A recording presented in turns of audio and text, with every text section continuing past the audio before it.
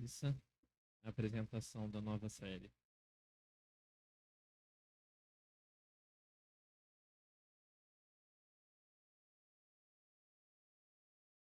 Nós estamos dando início a uma nova série de mensagens, por isso te convido a, nesse primeiro momento, de forma reflexiva, ouvir esse texto que apresenta parte do nosso futuro estudo ao longo desse último domingo de abril e ao longo do nosso mês de maio. 2026 está voando. Abril já está nos últimos dias. Maio praticamente já chegou. E com ele, um tema que todo mundo entende, mesmo quando ninguém fala a respeito. Família. Não a versão idealizada das fotos, mas a real, com conflitos, silêncios, preferências, frustrações e histórias mal resolvidas. Ao olharmos para a Bíblia, não encontramos um livro religioso distante que esconde isso. Pelo contrário, a Bíblia expõe famílias quebradas, relações tensas e decisões que deixaram marcas profundas. E é exatamente por isso que ela continua tão atual. Durante todo o mês de maio, vamos caminhar por uma série de mensagens com o tema Casos de Família, Lares em Ruínas, Graça em Ação. Vamos olhar para histórias que, à primeira vista, parecem apenas problemas familiares, mas que, na verdade, revelam algo muito mais profundo.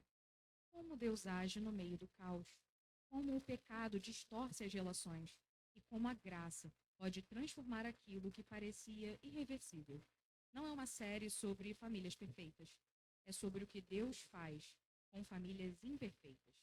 Se você já viveu conflitos, se carrega marcas e feridas sofridas dentro de casa, ou simplesmente quer entender melhor como Deus atua na história real das pessoas, essa série é para você. Começamos hoje e você é o nosso convidado. Feitas as devidas apresentações na nova série de mensagens, você prestou atenção no nome da série? Casos de Família, Lares em Ruínas, Graça em Ação. Agora a gente pode começar a nossa primeira reflexão sobre o tema. E eu convido você mais uma vez a fechar os seus olhos para falarmos com Deus.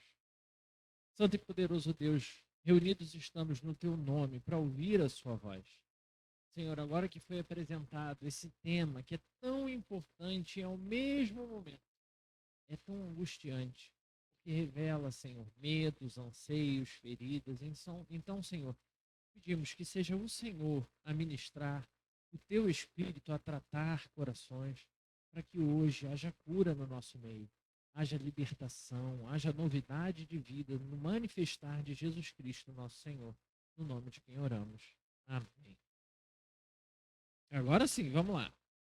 Família deveria ser o lugar mais seguro do mundo. Quem concorda?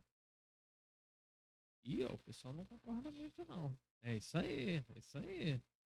Mas na prática, na hora do vamos ver, muitas vezes é o lugar onde surgem as disputas mais profundas. Porque na família não existe distância. Existe proximidade, existe comparação, existe expectativa. Afinal de contas, quem nunca teve com lidar com você não consegue, mas na sua idade, fulano de tal, seu primo, seu irmão, aquela comparação básica que traz, né? Você até gosta do seu primo e do seu irmão, mas o coração fica ali como? Cheio de raiva. E quando o pecado entra nesse ambiente familiar, a relação deixa de ser de convivência e passa a ser uma competição. Inveja, murmuração, depreciação. Ó, tá vendo ali a Camila? Ela já botou o cabelo para cima de novo. Aquilo ali, ela quer chamar atenção de qualquer jeito. Ela botando não quer não, né, cabelo? É só exemplo, tá, irmão? E a gente começa a se agarrar a qualquer coisa. E se a gente mergulhar com profundidade nos nossos conflitos familiares, muitas vezes é fato também que nós nos perdemos, porque a gente acaba se apegando à dor, ao sofrimento. O que aconteceu naquela relação? Aquele comportamento que te feriu tanto, que te magoou tanto. De maneira que a graça muitas vezes parece passar completamente despercebido, como se Deus tivesse simplesmente fechado o olho para aquele momento de você sofrer, sofrer, sofrer, sofrer, sofrer. E aí Deus abriu o olho de novo. E a gente não consegue ver nada de bom lá. Gênesis, capítulo 4, não começa com um caso de violência. Começa com algo aparentemente simples, a história de dois irmãos. E dois irmãos dispostos a oferecer algo a Deus. Se você observar, é vida comum, a gente vai ler o texto já já. Vida comum, e em seguida, a vida comum, inserido na vida comum, adoração a Deus. Momento separado para isso. Duas coisas que ambos os irmãos tinham aprendido aonde? Dentro de casa. Mas o que parecia culto acaba por revelar a natureza de ambos os corações, tanto o coração de um quanto do outro. E desde que o pecado e a separação entre o homem e Deus aconteceu, tudo que nasce espontaneamente do coração, tudo que nasce do meu e do seu coração, sempre termina em destruição. Vamos ao texto. Gênesis capítulo 4, versículos 1 até o 11. Adão teve relações sexuais com Eva, a sua mulher. Ela engravidou e deu à luz Caim. Ela disse: Tive um filho homem com a ajuda do Senhor. Deu à luz também Abel, irmão dele. Abel pastoreava ovelhas e Caim cultivava a terra. Passado algum tempo, Caim entregou ao Senhor uma oferta dos frutos da terra. Abel também trouxe as primeiras crias do seu rebanho com as partes gordas. O Senhor olhou com agrado para Abel e a sua oferta, mas não para Caim a oferta desse. Por isso, a ira de Caim se acendeu e o seu semblante desfaleceu. Então o Senhor disse a Caim: Por que você está irado? Por que desfaleceu o seu semblante? Se você fizer o bem, não se levantará? Se, porém, não o fizer, saiba que o pecado o espreita à porta. Ele deseja governá-lo, mas você deve dominá-lo. Caim falou com seu irmão Abel: Vamos para o campo. Quando estavam lá, Caim atacou Abel, o seu irmão, e o matou. Então, o Senhor perguntou a Caim: Onde está Abel, o seu irmão? Ele respondeu: Não sei. Sou eu quem deve guardar o meu irmão? O Senhor disse: O que foi que você fez? O sangue do seu irmão clama da terra a mim. Por isso, agora você é amaldiçoado pela terra, e abriu a boca para receber da sua mão o sangue do seu irmão. Somente até aqui. Texto curtinho, né? História tranquila. Todo mundo, de alguma forma, já ouviu essa história. Mas não é uma história simples. O texto traz detalhes que passam batido. Porque, à primeira vista, parece que a gente está lendo uma situação de qualquer família. Rotina, trabalho, culto, dois irmãos fazendo o que tinham aprendido a fazer. Mas o texto não está interessado no que está acontecendo por fora, no que eles são capazes de produzir. Ele está expondo o que acontecia dentro do coração de cada um deles. Ou seja, eu sei que é terrível a ideia de um irmão matando o outro. Pelo menos deveria ser terrível essa ideia. Mas o pecado aqui não começa no campo, onde Abel é assassinado. Nada aqui começa no momento da oferta, que muitas vezes a gente se pega nesse ponto da história e fala aqui, ó, quando Deus olhou para um e não olhou para o outro, foi que começou o problema. Assim como nada aqui começa no momento em que Deus responde. O que vemos no final, todo o ódio, toda a vontade de aniquilar, já existia antes. Já estava lá. A rejeição não criou o problema. Ela apenas revelou algo que estava escondido. E é exatamente aqui que o texto nos obriga a ir ainda além da superfície. Porque quando olhamos para conflitos familiares, a tendência, meu irmão, minha irmã, é sempre a mesma. Não é na sua casa, na minha casa, é na casa do mundo inteiro. A gente se esforça para procurar a causa aonde? Nas circunstâncias. Quer ver? O problema que aconteceu só aconteceu porque ele disse isso. Ou ainda aquela, né, belíssima discussão de casal, que aí você, no momento, no auge da sua segurança, você fala assim, mas não é o que foi dito, é o como foi dito. Como se isso fosse realmente fazer diferença. A gente se prende a como as pessoas reagem, a como elas demonstram no rosto, feições, falas, gestos. Mas Gênesis 4 não permite que a gente faça essa leitura mais. Ele nos conduz para um diagnóstico que precisa ser além de tudo isso, muito mais profundo. O que explode do lado de fora, meu irmão, minha irmã, já estava cultivado lá dentro. Tudo começa no coração. E é a partir disso que a gente entende o primeiro movimento dessa história. Preparado aí para anotar o ponto 1? Isso aí, muito bem. Ponto 1. A rivalidade nasce no coração e não nas circunstâncias. A rivalidade nasce no coração, não nas circunstâncias. Quando a gente olha para esse texto de maneira corrida, parece que o problema está na oferta. E eu me lembro de várias vezes passar por essa história e ouvir e repetir na minha cabeça e no meu coração que o problema é que Abel deu o melhor e Caim deu o pior. Só que não é isso que o texto fala. Como se um trouxe de um jeito e o outro trouxe de outro. Então Deus olhou apenas para o comportamento. Só que Deus reage de uma forma que parece ser muito intensa para algo tão pequeno. Abel, segundo o texto, ofereceu das primícias. O que significa primícias? O primeiro, o principal, aquele que é o melhor, o especial. Ou seja, o texto deixa claro que a oferta de Abel, sim, tem uma intenção de direcionar algo para Deus. Existe uma prioridade no coração de Abel. Existe fé. E pensa, se você cuida de ovelhas e nasce a sua melhor ovelha, você vai sacrificar ela? Não vai. Por quê? Porque é a sua melhor. Mas primícias é você entender, e esse elemento de fé, né?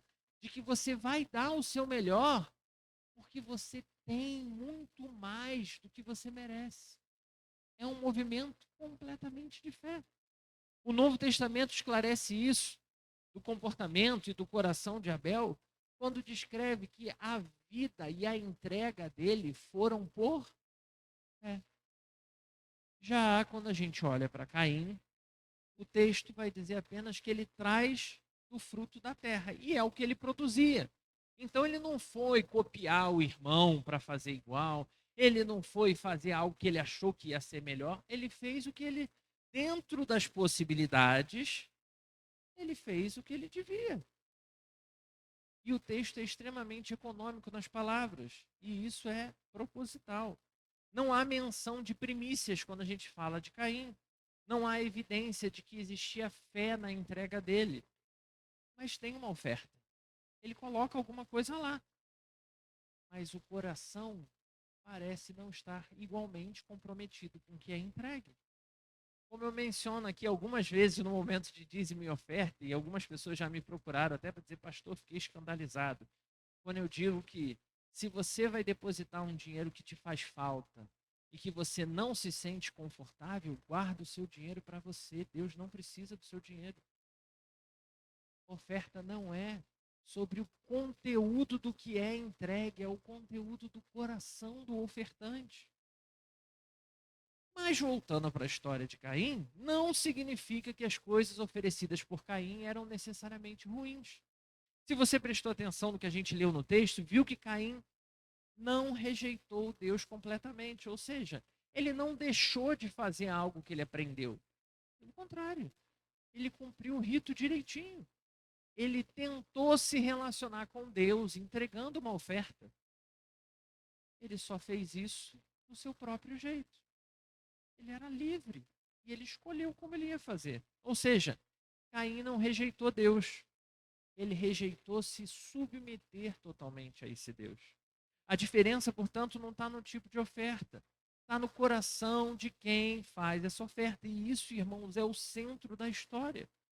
Porque demonstra uma ideia extremamente, desmonta uma ideia totalmente comum, a de que o problema começou quando Deus aceitou um e rejeitou o outro. E definitivamente não começou ali. Aquela resposta apenas evidencia tudo que já estava na frente do Senhor o tempo inteiro. Quem era Caim e quem era Abel. O próprio texto indica isso quando diz que Caim se irou e o seu semblante descaiu. Essa reação é completamente desproporcional se o problema fosse apenas circunstancial. Imagina, vamos pensar, você faz algo para Deus e aí você não recebe a resposta que você gostaria de receber do Senhor. Geralmente, qual é o primeiro sentido do coração de quem realmente entregou o que achava ser o melhor? Ué, vou fazer de novo. Ué, vou tentar de novo. É como quando a gente faz uma oração ao Senhor pedindo algo e não recebe resposta. Você vira para Deus e fala: ah, tá bom, eu já pedi uma vez, o Senhor não deu, então tá tudo bem. É assim que você faz? Não é. A gente fica ali e a gente quer tentar acertar. Ou seja, a gente não está falando só de frustração pela oferta que deu errado. Continua sendo mais e mais profundo. É um senso de diminuição, é um senso de comparação, de ameaça interna. O problema não foi a oferta que Caim entregou não ser aceita. O problema é, ele não só não foi aceito, como o irmão foi aceito, foi bem recebido. Isso desloca completamente a forma como a gente entende rivalidade. Porque quando a gente pensa em conflito, quase sempre a gente olha para fora, para o comportamento, para a fala, igual a gente já falou. Analisamos as coisas externas, as coisas que os nossos olhos são capazes de compreender. E baseado nisso, a gente começa a procurar justificativa para os problemas. Mas Gênesis 4 nos força a olhar para dentro de nós mesmos. A rivalidade não nasce quando alguém é favorecido. Ela nasce quando o coração interpreta o sucesso do outro como perda pessoal. Quando a pessoa começa a ficar feliz e você se sente mal por isso. Caim não fica apenas irado, porque ninguém mata o outro porque está chateadinho. Ele está lidando com a realidade de que o outro foi aceito e ele não. E ao invés disso levar Caim à reflexão, poxa, o que eu posso fazer? Como melhorar? Ao arrependimento, Senhor, da próxima vez eu vou fazer melhor. Ou até de buscar uma relação mais próxima de Deus. O que faz o coração de Caim? Comparação e mais comparação. E é aqui que o texto se conecta diretamente comigo, diretamente com você. Porque esse mesmo movimento acontece de forma extremamente sutil dentro do nosso coração hoje. Ele aparece quando o irmão cresce profissionalmente e o outro começa só a se fechar. Nada dá certo, a vida não caminha. Quando dentro de casa um filho recebe mais reconhecimento e o outro passa a viver em constante tentativa de provar o valor. É aquilo. Um faz muito, muito, muito pouco. E o pouco que faz, que lindo, parabéns. E o outro faz muito, muito, muito e reconhecimento. Se você perguntar para uma casa onde tem 2 ou 3 filhos, todo filho geralmente acha que o preferido é o irmão. Pelo menos enquanto a gente é criança, a lógica é essa, né? Quando alguém próximo, irmãos, começa a alcançar algo que a gente deseja, e em vez de alegria, o nosso coração se sente incomodado. É exatamente o mesmo sentimento do coração de Caim. A rivalidade também nasce em ambientes onde tudo parece saudável por fora. Duas pessoas servindo, duas pessoas trabalhando, duas pessoas aparentemente fazendo as mesmas coisas com a mesma dedicação, mas internamente, uma continua centrada em Deus, entregando o seu melhor, e a outra continua centrada em si mesmo, buscando atenção, admiração, reconhecimento e aplauso. E basta um pequeno momento de contraste para a rivalidade vir à tona de novo. Essa rivalidade pode nascer em amizade, quando a vida de um avança e o outro trava.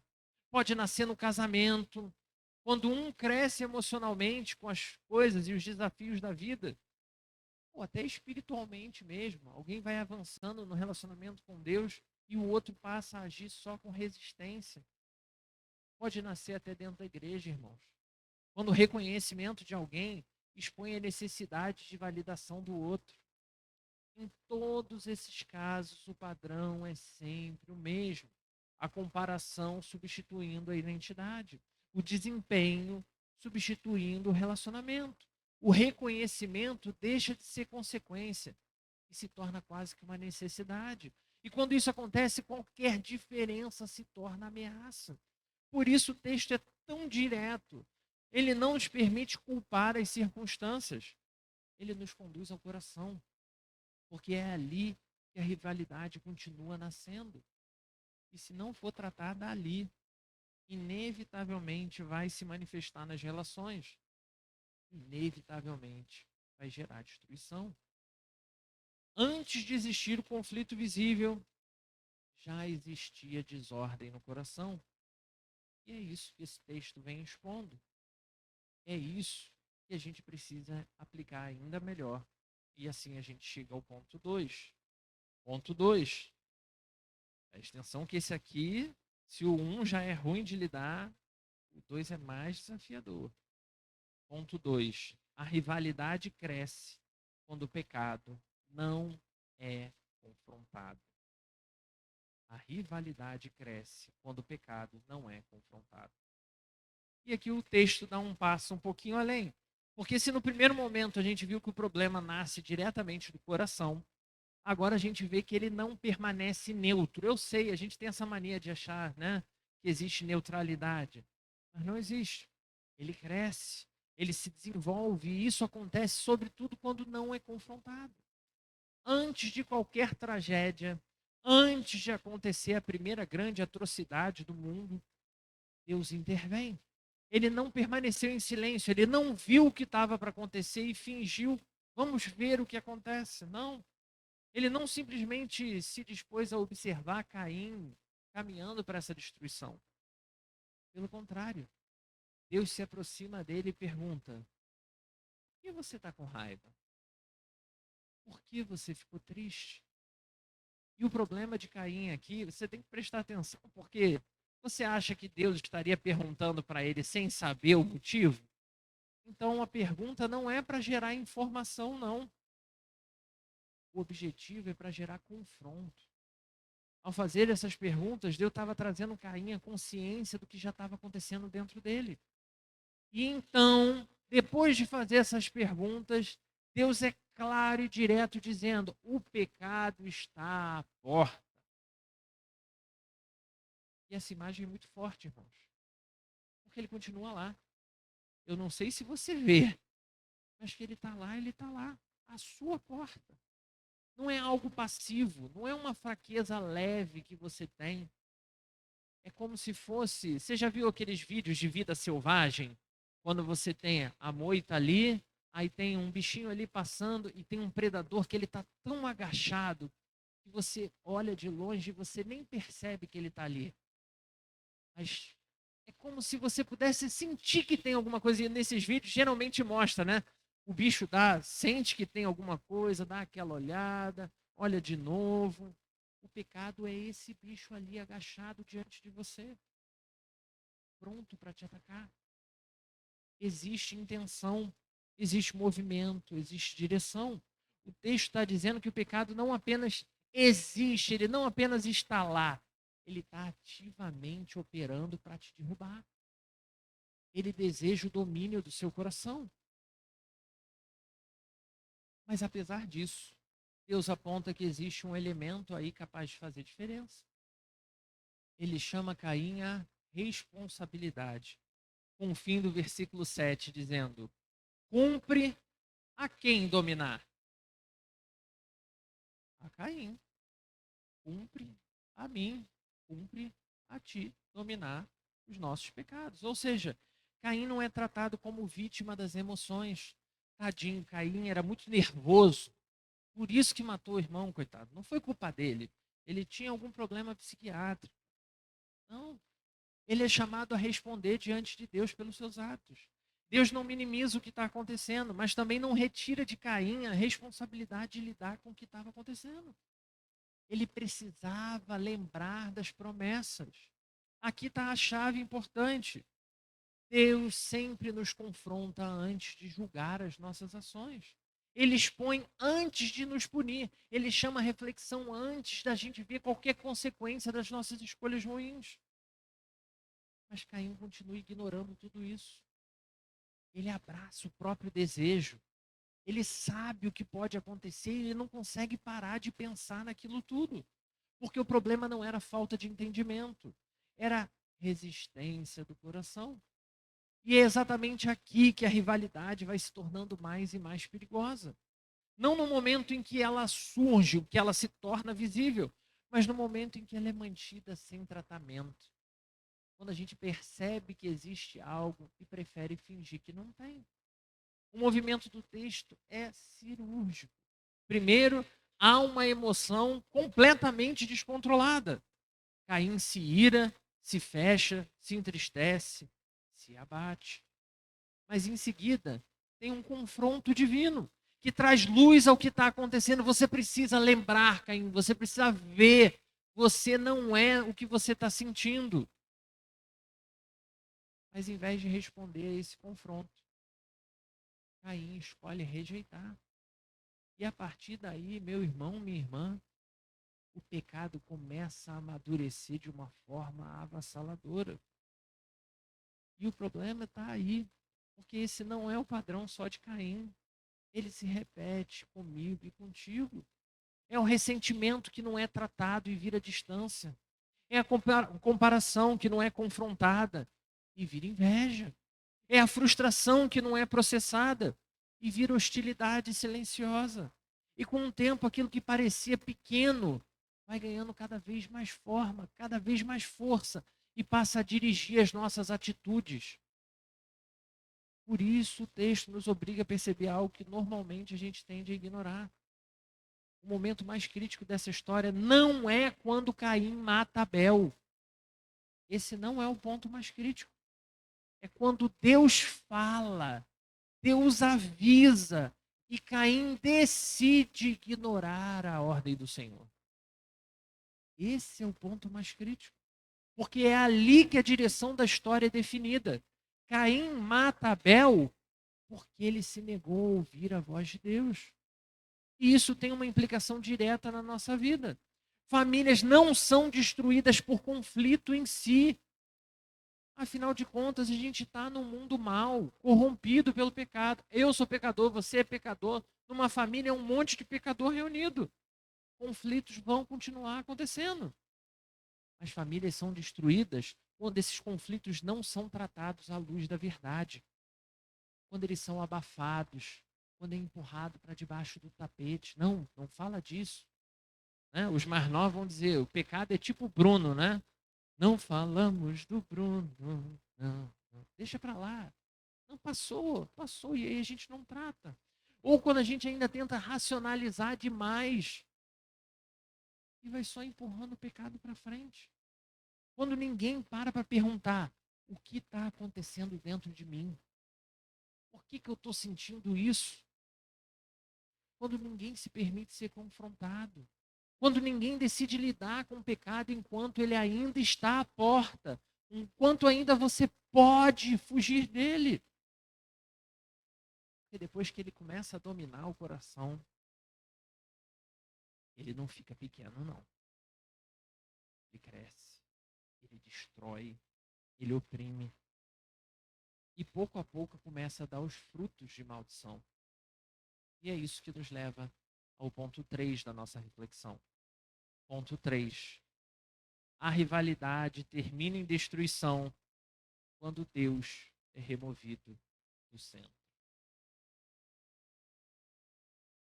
A rivalidade termina em destruição quando Deus é removido do centro. O texto chega ao ponto mais duro da história. Porque tudo aquilo que estava sendo construído no coração agora tem forma concreta. O texto diz: Caim disse a Abel, seu irmão,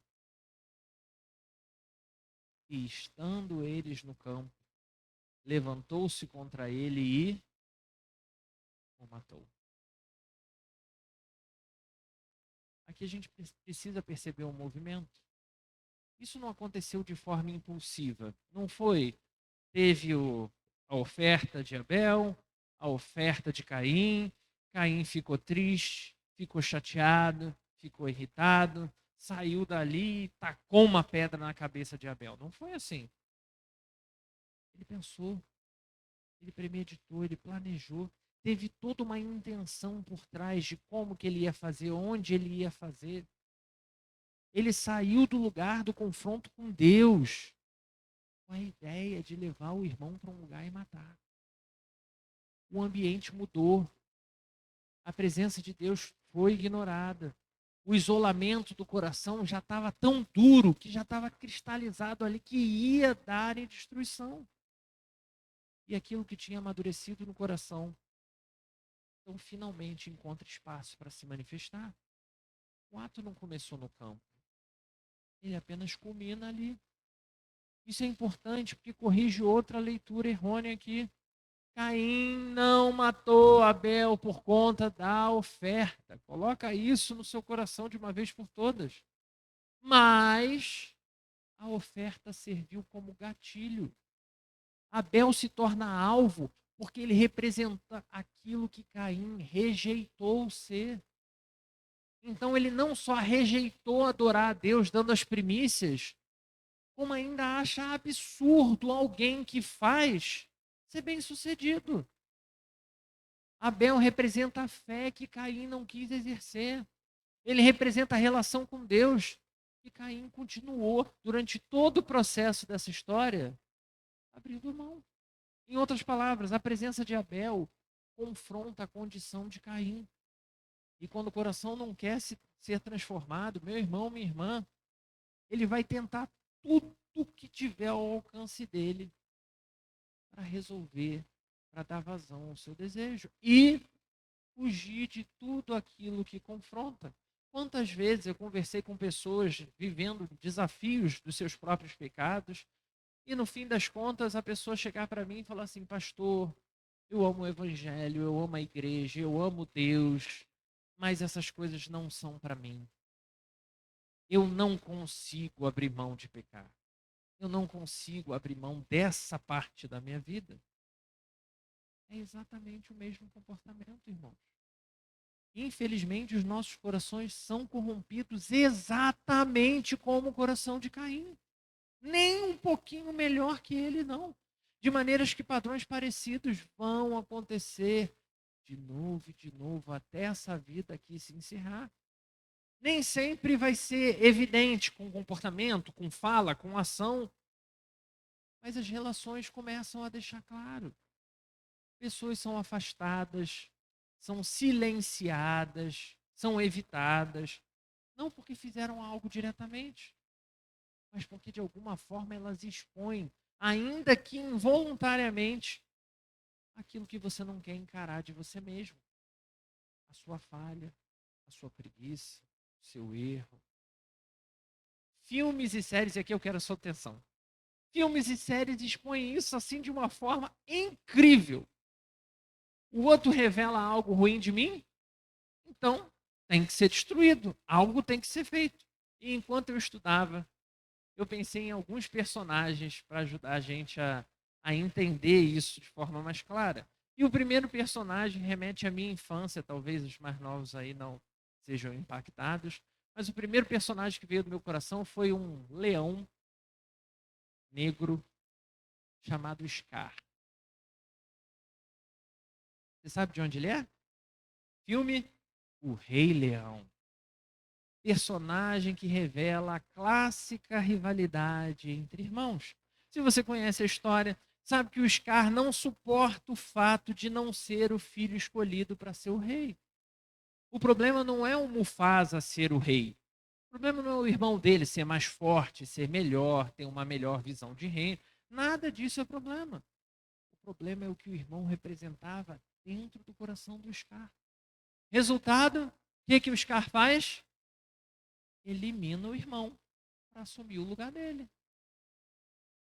Outro personagem perfeito para exemplificar esse anseio dos nossos corações, esse aqui agora eu já vou pegar uma faixa um pouquinho maior, né? Porque é um filme que de vez em quando ele volta, é a famosíssima, nojentíssima, odiadíssima Regina George. Sabe quem é essa? Personagem do filme Meninas Malvadas. Tá vendo? Pelos sorrisos aí eu já vi que meia dúzia lembrou. Depois pesquisa sobre ela. Quando você olhar para a foto da atriz, você vai saber e vai sentir todo o nojo que ela representa. Essa personagem, ela não reage a evento por evento, ela reage a toda e qualquer ameaça ao seu status. Qualquer menor ameaça tem que ser aniquilada. Ou seja, ela é a plena versão de Caim expresso na vida social. Gente, essa lista aqui ficou imensa. Depois eu posso até mandar para você, né? Por exemplo, eu pensei Anakin Skywalker em Star Wars, o Loki, o deus da mentira, com o irmão dele, Thor, o Lord Voldemort, lá de Harry Potter, e tem muitos e muitos e muitos personagens. E esses exemplos nos pegam, nos fascinam, porque refletem bem um desejo conhecido por todos nós: se livrar de toda e qualquer ameaça. Maldito coração corrompido pelo pecado. Ou vai dizer que você não se sente assim quando você percebe que você ama alguém e falou alguma coisa só para magoar? Ou quando você fez algo só para alfinetar? Você se sente bem quando faz? Na hora pode até dar um senso de bem-estar. Mas depois que você para e pensa, você vê o quanto o pecado estava dominando você. A gente é capaz de desejar com todas as nossas forças destruir as pessoas e as coisas que a gente mais ama. Foi por isso que Caim se tornou capaz de matar seu próprio irmão. E meu irmão, minha irmã, depois que está feito, depois que está falado, depois que já aconteceu, o mesmo Deus que se aproximou de Caim se aproxima de mim e de você. E a pergunta é repetida: onde está o seu irmão? Mais uma vez, essa pergunta não é sobre informação. Deus não está te pedindo informação sobre a vida do outro. É confronto. É chamando a mim e a você a nossa responsabilidade. E a resposta que Caim dá revela o estágio final do processo de um coração idólatra. É até assim abusiva essa resposta que Caim dá, né? Que cara absurdamente nojento. Ele vai dizer: sou eu guardador do meu irmão? Por que eu tenho que saber onde meu irmão está? Essa frase não é só tentando fugir do Senhor, ela é uma redefinição completa da relação dele com Deus. A lógica agora é outra. Não tem mais vínculo nenhum, não tem mais responsabilidade nenhuma, não tem mais cuidado nenhum. O outro deixa de ser irmão e passa a ser irrelevante. E se é irrelevante e está no meu caminho, eu faço o quê? Tiro, mato, elimino. É aqui que a família colapsa. Porque família, em termos bíblicos, meu irmão, não é apenas proximidade biológica. Tire essa coisa totalmente idólatra que foi vendida para você. Nada é mais forte do que o sangue. Já ouviu um negócio desse? Tem um monte de mulher que dá a luz e joga no lixo. Tem um monte de família que vive junto, mas vive um destruindo a vida do outro, esmigalhando o outro emocionalmente, parece que até por prazer. Não é o sangue que nos faz uma família. É a responsabilidade mútua. Quando essa responsabilidade é negada, o que resta é apenas convivência vazia. É a resposta de Caim sendo reproduzida. Eu consigo imaginar Caim indo no almoço de Dia das Mães e aí tá Eva lá. Ué, Cadê Abel que não chegou? Sabe alguma coisa, Caim? E ele repetindo essa mesma coisa. Ué, sou eu o responsável pelo meu irmão? Sou eu que tenho que saber onde ele está? É exatamente aqui, irmãos, que a gente precisa olhar para a forma como a gente tem vivido. Porque na prática nós também temos repetido exatamente esse mesmo tipo de padrão de resposta. Para você ter ideia, nós, servos do Senhor, não estou falando para quem está lá no mundão, não, tá? Porque aí o coração já está completamente vendido. Mas para nós, isso aqui deveria ser assustador, porque a gente conhece a verdade. Só que apesar da gente conhecer a verdade, a gente vê o problema e evita confronto. A gente evita correção. Nós começamos a chamar, e esse ponto aqui é um ponto que eu vejo assim crítico na igreja, mas crítico num nível absurdo. Nós somos capazes de chamar omissão de oferta de paz. Não, ó, ele está indo com essas escolhas que ele está fazendo, ele está indo para o inferno. Mas não fala nada não, senão ele vai discutir. Não fala nada não. Biblicamente, meu irmão, minha irmã, amar alguém nunca foi só aceitar. Não é sobre só aceitar. Amar sempre envolve responsabilidade. Responsabilidade de cuidar, responsabilidade de proteger. E também a responsabilidade de corrigir quando tiver necessidade. É chegar para o outro e falar: eu te amo, mas você está errado. Eu te amo, mas você fez, você agiu, você falou, você se comportou errado. Dentro de casa isso tem que ser inevitável. Marido e mulher que não se confrontam continuam vivendo relacionamentos infantis. É aquela velha palhaçada de que se a mulher está chateada, ela vai dormir de calça jeans. Isso é infantilidade. Isso é fuga do problema. Ah, se o homem está chateado, ele vai fazer não sei o quê, ele vai sair e não vai dizer para onde foi. Tudo isso é o mesmo exercício de Caim, mesma repetição. Pais que não corrigem os filhos seguem terceirizando a formação, seguem terceirizando o coração dos filhos. Ah, não, mas ele tem que aprender isso lá na escola dominical. Ah, não, mas ele tem que aprender isso na escola. Gente, hoje a gente vê pais que ligam para a escola para reclamar que o filho está bagunceiro. E aí a minha questão é: mas peraí, aonde ele deveria aprender a se comportar? Mas para evitar o confronto, para evitar a discussão, terceiriza. Irmãos que não falam a verdade para não ofender. E com isso vão acumulando distâncias entre si, se distanciando, distanciando e cada vez vivendo um relacionamento mais frio. Amigos que não apontam incoerência, deixando o outro se perder em silêncio. O problema é que nós aprendemos a chamar isso de respeito.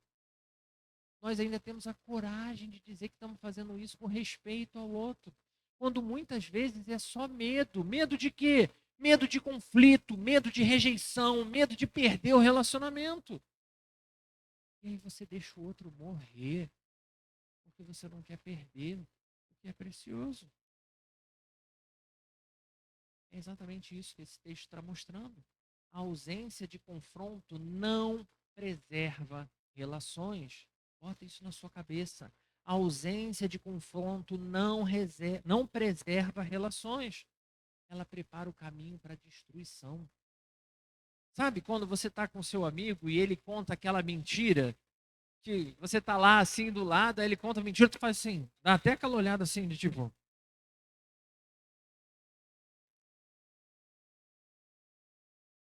E você não fala nada, você está batendo palma para a destruição que virá.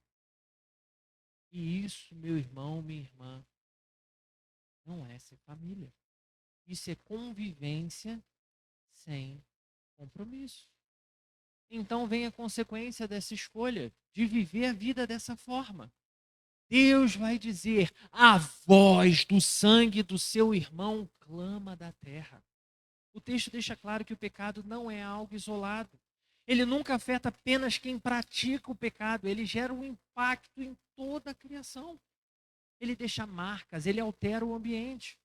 A rivalidade não foi tratada no coração. E quando não foi tratada no coração, ela também acaba não sendo confrontada quando Deus fala. Quando ela não é confrontada quando Deus fala, ela produz destruição real e incontrolável. E isso precisa ser dito com clareza. Conflitos não são resolvidos dentro de casa. Conflitos não resolvidos dentro de casa não desaparecem. Sabe aquela ideia de que vai se resolver sozinho? Você já tentou não pagar um boleto e esperar ele se pagar sozinho? Já experimentou? Faz esse teste. Pega o boleto mais caro que você tem durante o mês aí e espera ele se pagar sozinho. O que vai acontecer? Desesperador. Se for cartão de crédito, então você arruma um problema para a sua vida inteira. É exatamente assim com o pecado. É exatamente assim quando a gente vê e não confronta. Não vai desaparecer. Pelo contrário, vai se transformar. E com o tempo, começa a contaminar todas as relações. Começa a contaminar os ambientes. Começa a contaminar tudo e todos. O texto não termina, meu irmão, minha irmã, apontando só para Caim. Ele aponta para algo infinitamente maior. E se a gente ficar apenas aqui, a mensagem se reduz a um conselho moral, né? Agora que você ouviu tudo isso, controle a sua inveja, lide melhor com seus próprios sentimentos e viva a sua vida em família. Mas o próprio desenvolvimento da revelação bíblica nos mostra que o problema continua sendo ainda mais profundo, é ainda pior. Pois o poder e o desejo dessa corrupção que contaminou lá o coração de Caim também já contaminou a mim e a você e é quase incontrolável.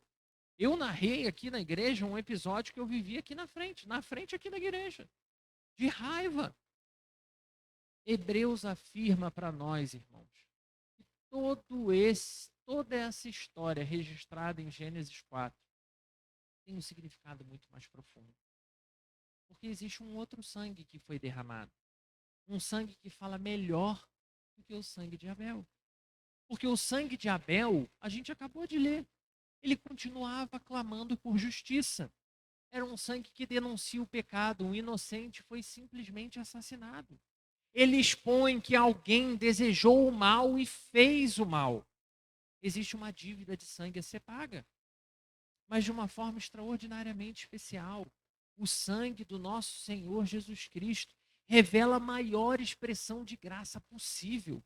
Pois o sangue de Jesus não clama pela merecida justiça. Ele era inocente. Ele foi condenado injustamente. Ele podia clamar por justiça, mas ele não clama.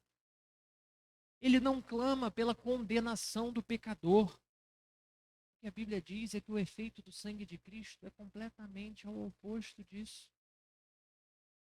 É um sangue que clama por perdão para mim, perdão para você. O sangue de Cristo não ignora o pecado, mas oferece redenção para todo pecador que intencionalmente escolheu fazer o mal. Ou seja, meu irmão, minha irmã, Caim evidencia um fato que atravessa toda a Escritura. O ser humano por si só não consegue dominar o próprio pecado. Mesmo advertido, mesmo confrontado, mesmo devidamente treinado, ele fatalmente vai seguir na direção errada. Agora, Jesus Cristo, por sua vez, revela a resposta de Deus, a condição eterna que nos é proposta. Não é apenas um novo exemplo, né? Não seja mais como Caim, seja como Jesus Cristo. Não é isso. O sangue de Jesus nos apresenta uma nova e completa possibilidade, um novo caminho. Em Jesus, meu irmão, Deus trata aquilo que o coração do homem não é capaz de resolver sozinho.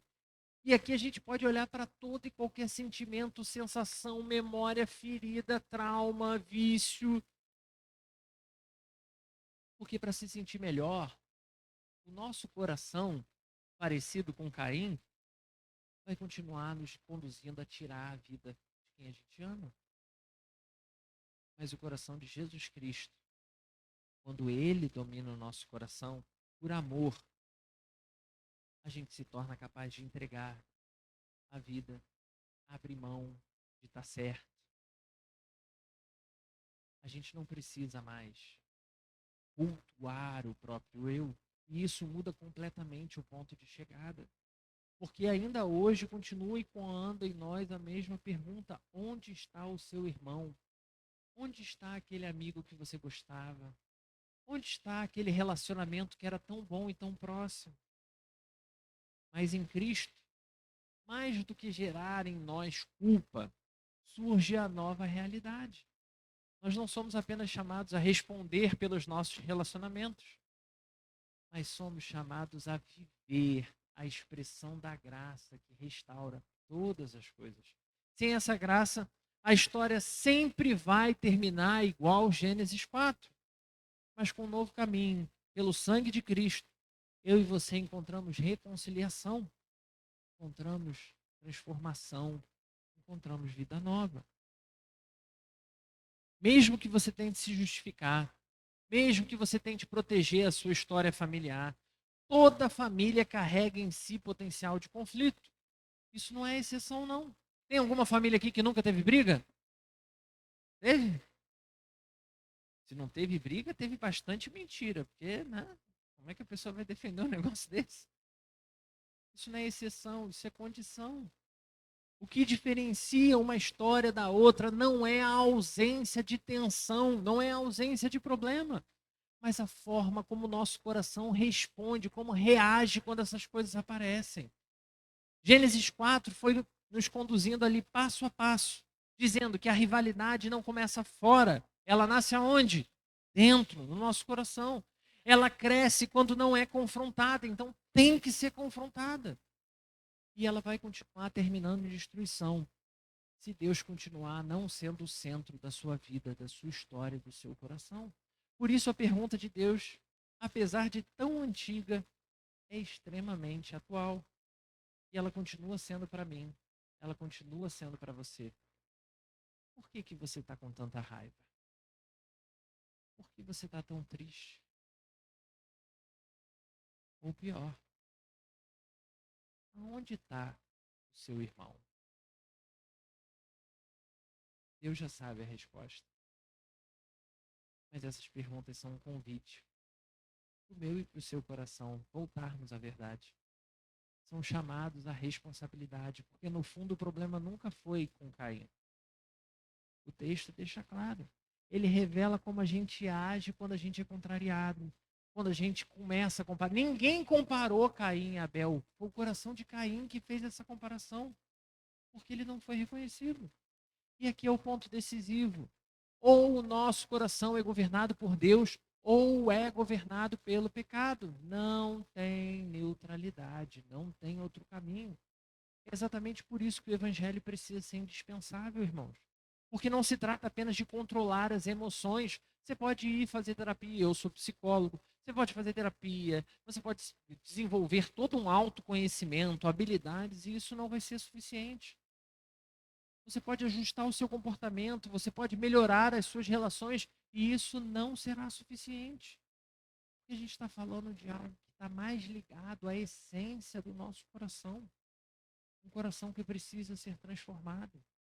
O sangue de Abel continua clamando por justiça, continua denunciando o pecado, mas o sangue de Cristo continua oferecendo perdão, continua oferecendo a restauração, continua oferecendo um novo caminho.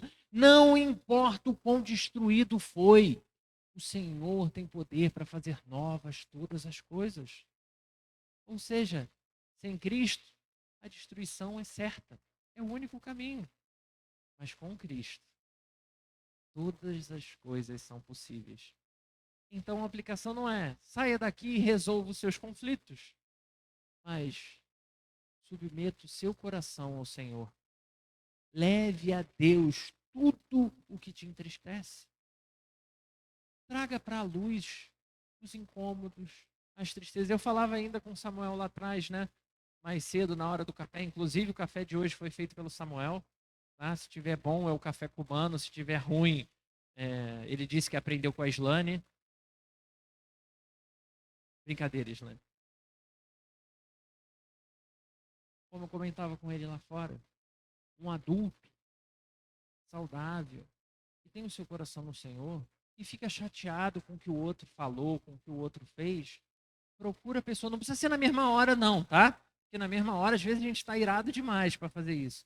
Mas quando você puder, procura a pessoa e fala: o que você falou naquele dia me magoou. O que você fez naquele dia me entristeceu. Mas aí tem um problema. Porque não é só você que tem que ser maduro para conseguir resolver. A outra pessoa também precisa. E muita gente até faz essa parte, né? De procurar quando alguém machuca.